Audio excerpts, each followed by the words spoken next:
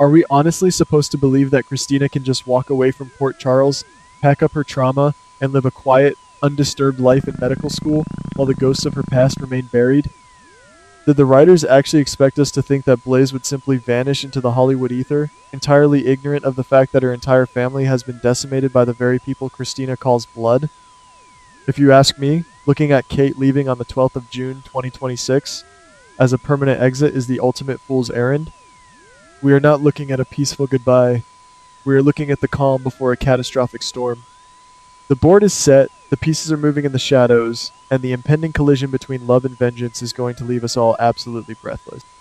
When we look at the current landscape of this narrative, we have to view this situation as a highly dangerous stalemate.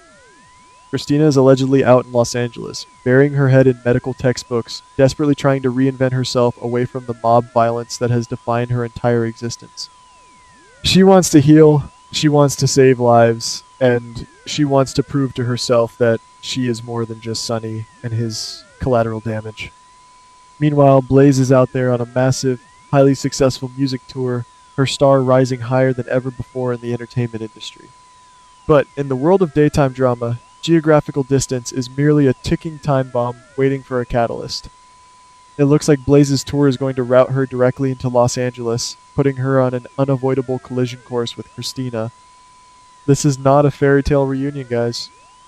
This is a psychological deadlock. When two people who never truly got over each other cross paths again, the lingering emotions are bound to reignite. But this time, the baggage they carry is soaked in unprecedented tragedy. If you ask me, the moment they lock eyes in that bustling Los Angeles setting, all those unresolved feelings will rush back to the surface. They will likely decide to give their romance another shot, believing that time and distance have healed their previous wounds. However, this reunion cannot remain innocent for long. Kristina is carrying a massive, devastating secret, and she knows she cannot build a foundation on a lie. She is going to have to sit Blaze down and deliver the most crushing news imaginable. Kristina will have to explain the unforeseen fallout of the recent Port Charles chaos. Natalia is dead, Marco has met his violent demise, and Jens is currently rotting behind bars and paying the price for his endless crimes. In a matter of agonizing minutes, Blaze will realize that her entire family structure has been completely obliterated while she was busy singing on stages across the country. We have to deeply analyze the psychological motive here. How does a person react when they learn that their mother and brother are dead and their father is in prison, all tangentially connected to the family of the woman they love? Initially, it looks like Blaze will simply be a grieving daughter and sister. Her immediate instinct will likely be to drop the tour, return to Port Charles to visit their graves, and face the dark past she tried so hard to leave behind. Kristina, driven by her classic savior complex, will probably decide to take a leave of absence from medical school to accompany the woman she loves, hoping to guide Blaze through this unimaginable grief. But this is where the danger truly begins. The return to Port Charles is not just a mourning trip, it is a calculated move orchestrated by the universe to push Blaze right into the manipulative clutches of her father. Once Blaze is back in town, a visit to the prison to see Jens is absolutely inevitable. We all know Jens is a master manipulator who thrives on chaos. It looks like he will use his rare visitation time with his daughter to plant toxic seeds of betrayal and vengeance deep in her mind. He will not demand that Blaze pick up a gun or take over a cartel. Instead, he will frame Natalia and Marco as innocent victims of Sonny and his endless bloody wars. He will convince Blaze that the people of Port Charles, who parade around as heroes, are actually the ruthless villains who stole her family. Could it be that Blaze, blinded by sorrow and vulnerability, actually listens to him? This implies that Blaze could become a completely new breed of villain, one motivated not by greed, but by a twisted sense of familial duty and profound heartbreak. This brings us to a critical fork in the road regarding how Blaze's grief will manifest into action. Let us explore Scenario A. In this scenario, it looks like Blaze will execute a terrifyingly quiet infiltration of Port Charles society. She will operate entirely in the shadows. She does not need mob enforcers. She has immense wealth, celebrity influence, and corporate connection. She could use her entertainment empire to quietly buy up local real estate, sabotage legitimate businesses owned by Sonny, and manipulate the hospital board, all while playing the role of a grieving, innocent pop star. She could slowly bankrupt the local corporate empires from the inside out. Kristina would remain entirely oblivious to the ulterior motive, believing she is just comforting her grieving girlfriend while her family is systematically dismantled right under her nose. The sheer betrayal in this scenario would be catastrophic.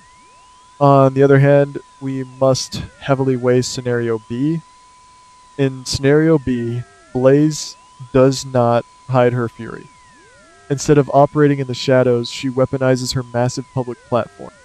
It looks like she could launch a highly publicized crusade against the mob violence in Port Charles, specifically targeting Sonny and his associates. She could use her fame to draw federal attention, launch scathing documentaries, and direct public outrage directly onto Kristina and her family. This implies that Blaze would force Kristina into the most agonizing psychological corner imaginable. Kristina would be trapped in the spotlight, forced to choose between the woman she desperately loves and the family she has always defended. If you ask me, Scenario B creates a much more explosive daily conflict. Kristina would try to talk Blaze down, begging her to let go of the vengeance, but every plea would only widen the chasm between them. The shattered trust would become the central theme of their relationship, as Blaze demands to know whose side Kristina is truly on. Let us dig deeper into Kristina and her psychological state as this dynamic unfolds. Kristina has a long, documented history of making shocking, self-destructive decisions when she feels torn or emotionally overwhelmed. We all remember how easily she was manipulated by dangerous groups in the past. When Kristina feels she needs to save someone, she loses all rational perspective and boundaries. Could it be that Kristina's love for Blaze runs so deep that she is willing to sacrifice her own future? It looks like she might completely abandon her medical school dreams, permanently tethering herself to a woman who is slowly transforming into a ruthless adversary. Initially, Kristina will frame this as a choice made out of pure love and devotion. But as the layers peel back, she will realize she is trapped in a war she never wanted to fight, enabling a monster she helped create. The emotional toll of watching Blaze turn into a calculated, vengeful mastermind will absolutely break Kristina. She will be forced to watch as Blaze uses her grief to justify terrible action. If you ask me, Kristina will suffer from a profound sense of guilt. She was the one who brought Blaze back into the orbit of Port Charles. She was the one who delivered the news of Natalia and Marco meeting their tragic ends. This implies that Kristina will feel entirely responsible for Blaze and her descent into darkness. She will desperately try to pull Blaze back to the light, but the psychological deadlock will prove too strong. The tragedy here is that Kristina's attempts to heal Blaze might actually be the very thing that pushes Blaze further into Jens and his manipulative grip. What makes this speculation so incredibly compelling is that the writers have the opportunity to craft a villain who is deeply sympathetic and painfully human. Blaze would not be acting out of a cartoonish desire for power or territory. Her psychological motive is rooted entirely in profound loss and a distorted sense of justice. She truly believes she is righting the wrongs committed against her family by a corrupt town. This makes her infinitely more dangerous than a traditional mobster. You guys know how this works? When a character believes they are the righteous hero of their own story, there is no moral line they will not cross. If Jens is successful in passing his dark legacy down to his daughter, Blaze will inherit his empire, but she will modernize it. She will wrap her ruthlessness in a veneer of celebrity glamour, making it nearly impossible for Sonny, Jason, or anyone else to take her down using their traditional, violent methods. You cannot just shoot a beloved international pop star without the whole world watching and demanding justice.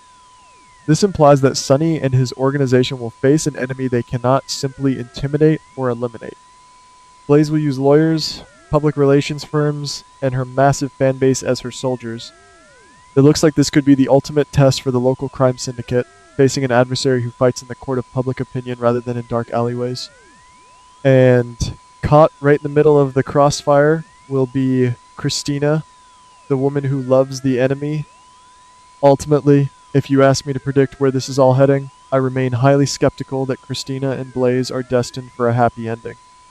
I am not saying that Blaze will definitely succeed in destroying the local families, nor am I confirming that Kristina will permanently turn her back on Sonny and her bloodline. However, it looks like this reunion in Los Angeles is going to be the catalyst for one of the most emotionally devastating chapters in Port Charles history. The writers are setting up a tragedy of Shakespearean proportions, where love and family loyalty are fundamentally incompatible and destined to destroy each other. Will Kristina find the strength to save Blaze from the consuming darkness, or will Blaze's insatiable thirst for vengeance drag them both down into an inescapable abyss? We cannot say for sure, but I can promise you this. The days of Blaze being the innocent, sweet singer are long gone, and a terrifying, calculated new era of villainy is just waiting to begin.